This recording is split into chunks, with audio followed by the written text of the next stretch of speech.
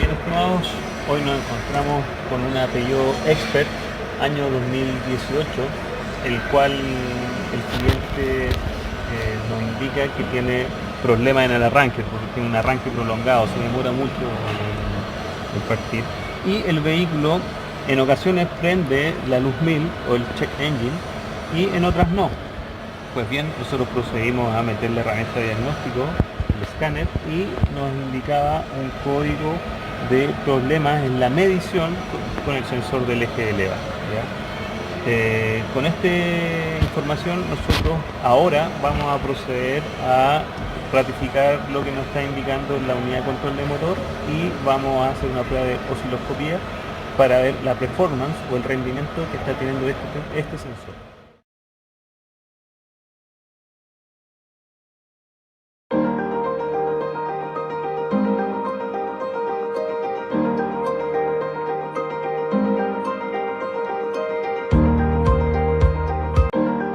Frente al vehículo, para poder hacer el diagnóstico del CMP, vean aquí donde se encuentra el CMP. Estamos en la parte superior del motor y aquí se encuentra el CMP. Es un conector de 3 cables. En este momento está desconectado. Lo primero que tenemos que hacer es verificar. Ahí está el conector macho, aquí está el hembra que va hacia el lado de la computadora. Entonces, ¿qué vamos a hacer? Vamos a verificar rápidamente aquí con multímetro los valores de medición con, en este caso, la herramienta más básica para saber dónde vamos a nosotros encontrar la señal. Entonces, tenemos configurado aquí nuestro multímetro en medición de voltaje en corriente continua. Las puntas tenemos que conectarla, la negra, a una buena masa, y la roja tiene que estar conectada a los pines de mi CMP. Entonces puedo colocar la masa aquí al bloque del motor, a la base. En este caso lo puedo colocar por aquí, donde haga la mejor masa posible. Ok. Y luego mido al conector. Veamos la primera medición en el multímetro. Tenemos 5 voltios. Voy a la del medio ahora. La del medio, vean la medición, 5 milivoltios, 5.7 milivoltios, son una masa. Y la tercera medición, al lado derecho, tengo 5.01 voltios. Ok, entonces análisis rápido. Si tenemos dos señales, dos cables que son de 5 voltios y uno de masa, quiere decir que uno de los dos que tiene 5 voltios es la señal. Entonces la señal la vamos a buscar en alguno de los dos extremos. ¿Cómo vamos a hacer cuál es la señal? En el momento que conectemos el conector hembra al macho del sensor, alguno de los dos que está en 5 va a caer a 0, porque en teoría debería encontrarse entonces con algún diente de la corona dentada del árbol de leva. Entonces vamos a hacer esa medición ahora, pero con osciloscopio. Vamos a conectar primero por aquí. Ya, así. Listo. Aquí tenemos nuestro osciloscopio conectado. Vamos a desbloquearlo. Ok, y nos pide que configuremos aquí qué tipo de osciloscopio. Aquí podemos seleccionar osciloscopio convencional, pero si ustedes quieren un poco de ayuda, están comenzando con diagnóstico, pueden seleccionar diagnóstico de vehículo. Vamos a la parte de sensores y buscamos lo que sería sensor de camshaft de efecto de efecto Hall, o también nos puede servir este de Common Rail. Miren la forma de la onda, el oscilograma. Este es un oscilograma tipo. Este nos sirve para nosotros compararlo con el oscilograma real que se está midiendo en tiempo real en esta línea. Como no hay ninguna medición, hay una línea recta. Ahora, nosotros, una de las grandes ventajas que tenemos cuando hacemos esta configuración es que, como ven, si se acercan aquí a la pantalla, la configuración de voltaje ya está ajustada automáticamente. Tenemos 2 voltios por división. ¿Qué quiere decir eso? Que cada recuadro mide 2 voltios. En total, si vemos nosotros esta gráfica y la intentamos analizar un poco, tendríamos 2, 4, 5 voltios aproximadamente de este punto a este punto. Y el tiempo lo vamos a tener aquí, 10 milisegundos. 10 milisegundos, ¿por qué? Por división. Entonces cada recuadro que tenemos horizontalmente es o equivale a 10 milisegundos. Ese es lo que sería el ajuste de voltaje y de tiempo que tenemos que hacer para ver adecuadamente esta señal. Ahora, ¿cómo nos vamos a conectar? Ya dijimos que la señal iba a estar en alguno de los dos extremos. podemos quitar la señal de masa, que ya no nos interesa tanto, y podemos quedarnos conectados en los dos extremos para analizar la señal de ambos extremos. Conectamos uno de los canales de nuestro osciloscopio. En este caso tenemos dos conectados, pero para esta prueba vamos a utilizar uno solo por ahora. Y ven que tenemos dos conexiones, una que es donde vamos a conectar lo que es la señal que vamos a analizar, y esta otra caimán que es para conectar la masa. Masas que pueden extraer ustedes de alrededor del motor o de una buena masa para limpiar de cualquier ruido nuestra señal. Entonces, si nosotros hacemos esto, sale la especie de gancho que nosotros podemos utilizar para agarrar la punta del osciloscopio, y la parte de la masa la podemos agarrar, puede ser a esta parte de la base que está conectada a través de pernos y soldadura al chasis. Entonces estamos aquí ya haciendo la conexión. Fíjense dónde nos conectamos, en uno de los terminales que debería tener 5 voltios, el del lado derecho que tenemos aquí, y esta es la medición que nos está dando el osciloscopio en tiempo real. Fíjense la imagen del oscilograma. Tenemos aquí el oscilograma justamente en el punto de la gráfica que nos indica el cero de referencia, estaría justo en este punto.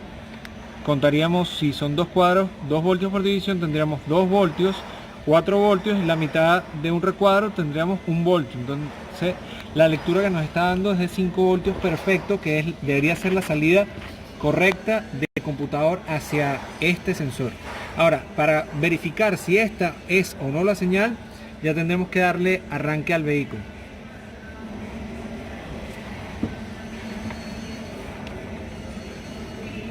Veamos la señal.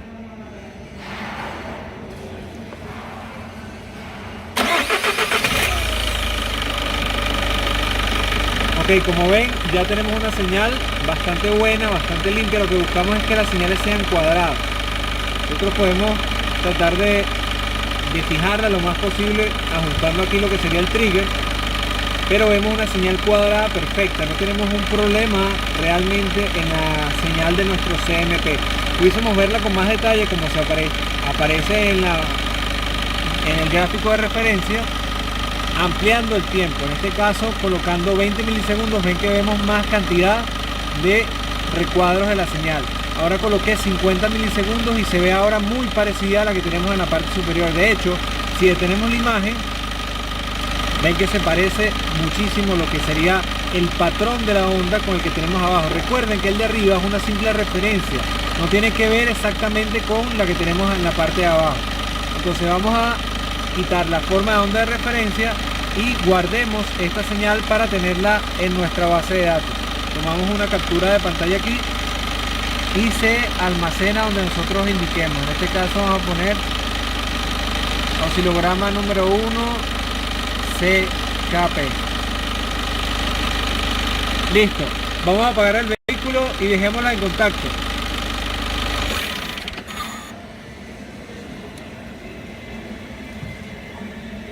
Ok, está el vehículo en contacto. La manera en que lo podemos comprobar es que ya tenemos 5 voltios en la lectura.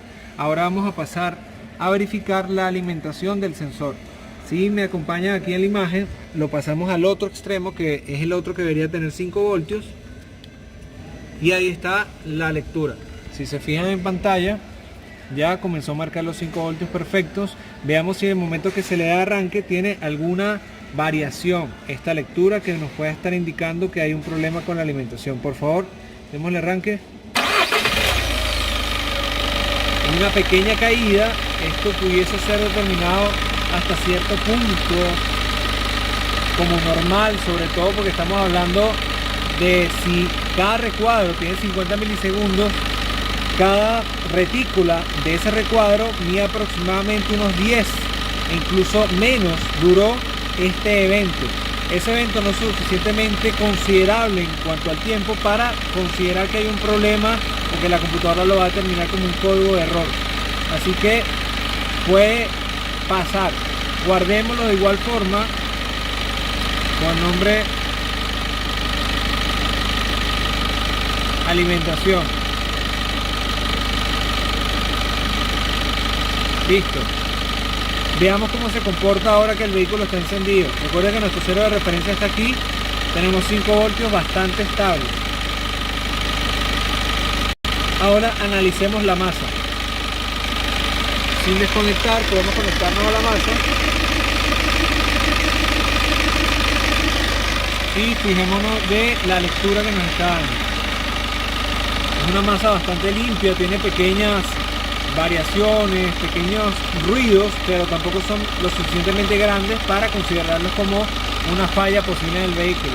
Estos ruidos los podemos medir para verificar cuál es ese voltaje de ruido máximo. Mira, apenas 97 milivoltios. Un ruido puede ser considerable negativo a partir de los 200 milivoltios, pero en este caso se mantiene por debajo de los 100 milivoltios, así que no tenemos ningún problema.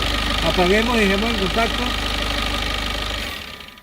Seguimos acá con el diagnóstico de la Peugeot Expert, en el cual se le hizo una prueba de osciloscopía para ver el funcionamiento del sensor de posición de eje de leva.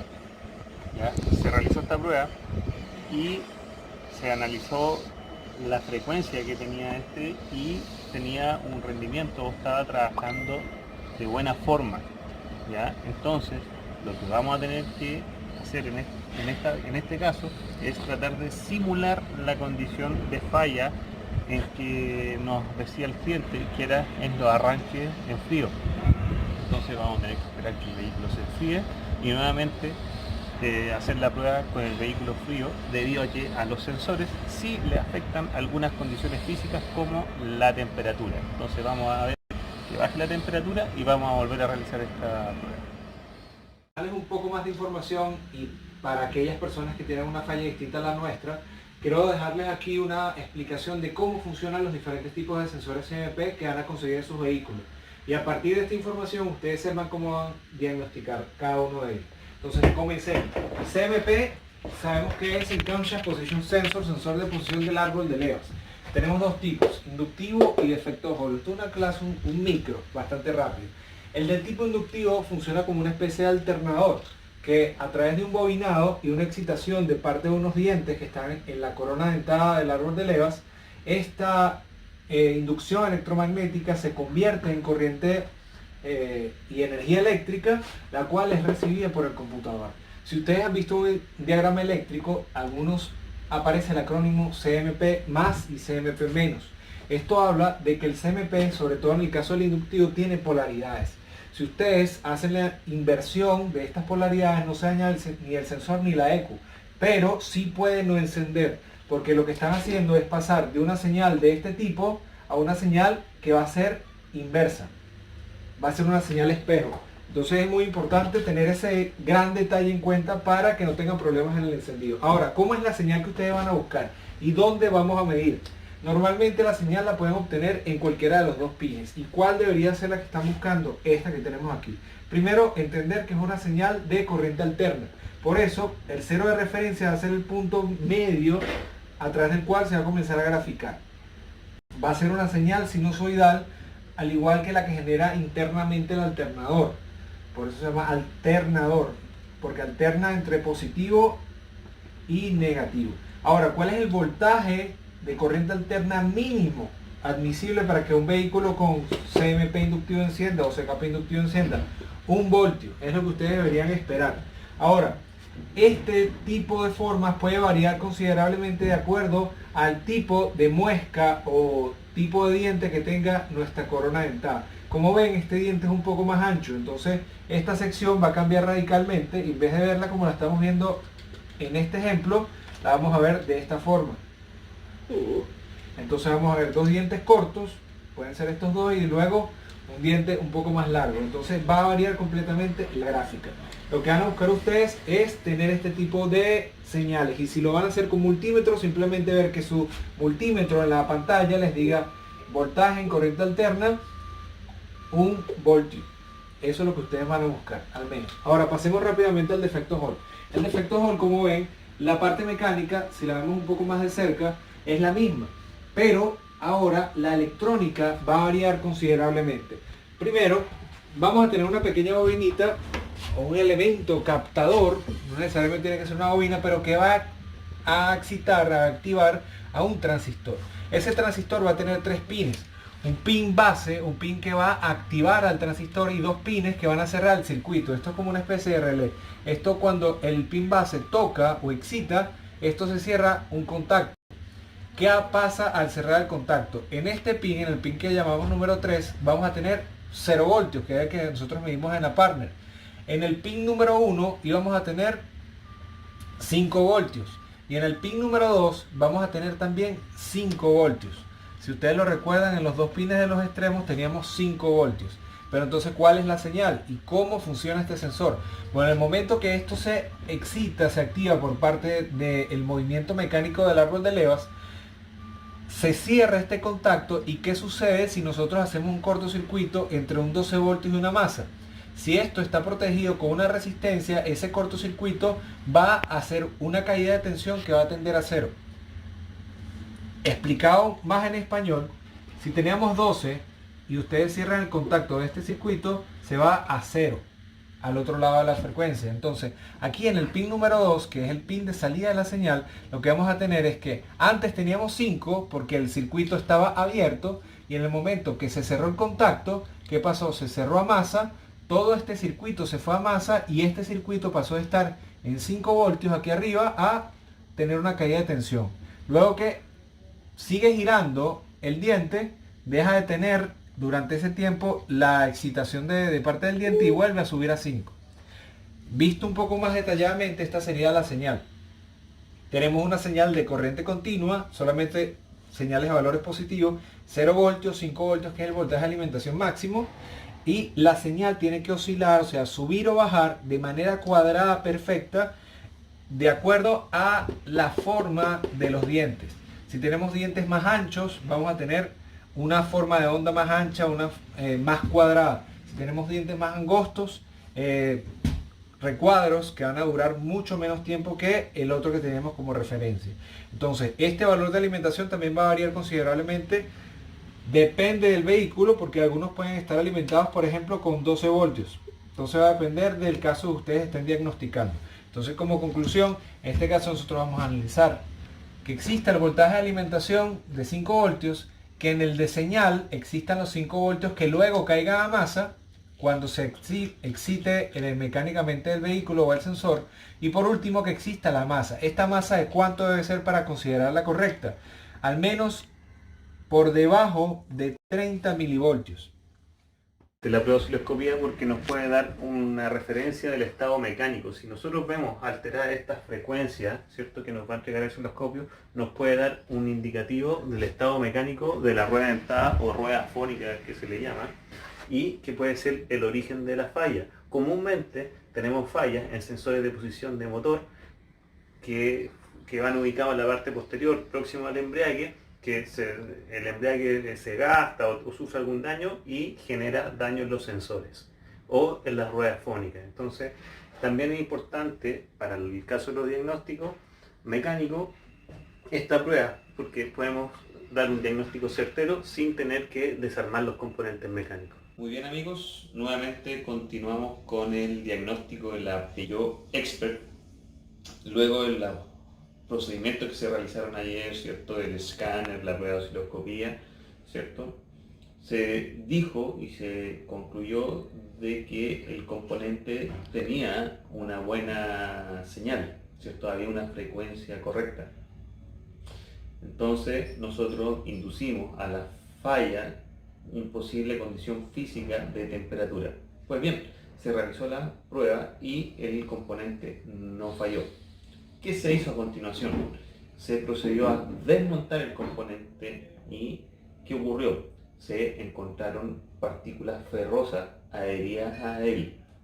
Entonces se procedió a la limpieza, ¿cierto? Y luego se montó el componente y también se procedió a la limpieza y a la verificación de los pines de contacto. Luego de esto, el vehículo se entregó al cliente, pero con observación, para verificar si es que vuelve a ocurrir esta condición de falla. Y nosotros tenemos el respaldo de todos los diagnósticos y pasos previos para poder entregar el vehículo en forma confiable al cliente. Y bien, sigan viéndonos en próximos diagnósticos y procedimientos de vehículos y maquinaria automotriz.